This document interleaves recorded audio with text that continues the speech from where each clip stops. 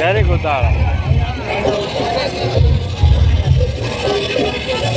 बेला आई ना जाए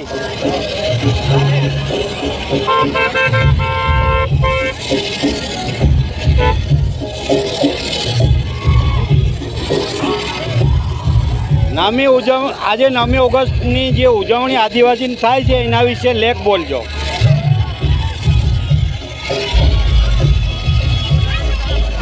અમે વિશ્વ આદિવાસી દિવસ ધૂમધામથી મનાવ્યો છે।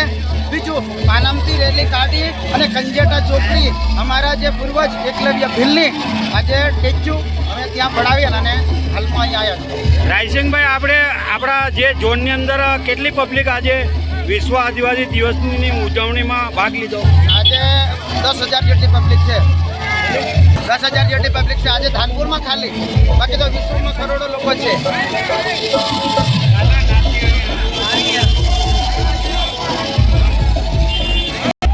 પોપટભાઈ આજે 9મી ઓગસ્ટ વિશ્વ આદિવાસી દિવસની ઉજવણી વિશે શું કહેશો? આજે અમે 9મી ઓગસ્ટ વિશ્વ આદિવાસી દિવસ જે દ્વારા દિવસ નક્કી કરી 9 ઓગસ્ટ એ ઉજવણી માટે અમે આજે ભેગા થયા છે। આજે અમે પાનમથી રેલી કાઢીને કંજેટા નંબર એકલવ્ય ચોક બેસાડ્યો અને ધાનપુર સુધી લગભગ 10,000થી વધારે સંખ્યા આજે ધાનપુર તાલુકામાં ભેગી થઈને ઉભી રહી છે એનો અમને ગર્વ છે।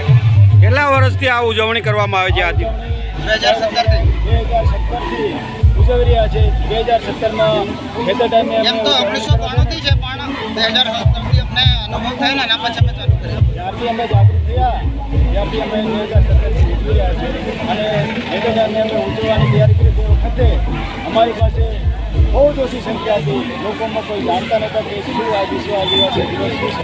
આજે અમારી પાસે હજારોની સંખ્યામાં લોકો જાગૃત થઈને આજે 9મી ઓગસ્ટની ઉજવણી થઈ રહી ત્યારે કેટલો આનંદ ઉલ્લાસ કેવો લાગે છે? આજે 9મી ઓગસ્ટ અમારા આદિવાસીનો એક તહેવાર, એક મુખ્ય તહેવાર જેવું છે અને આજે અમે ખૂબ ઉલ્લાસ, હરોલ્લાસ, આનંદની લાગણીથી અમે ઉજવી રહ્યા છીએ। હા બોલો। આજે અમે ઇન્ડિજન પીપલ ડે વિશ્વ આદિવાસી દિવસ મનાવીએ છીએ।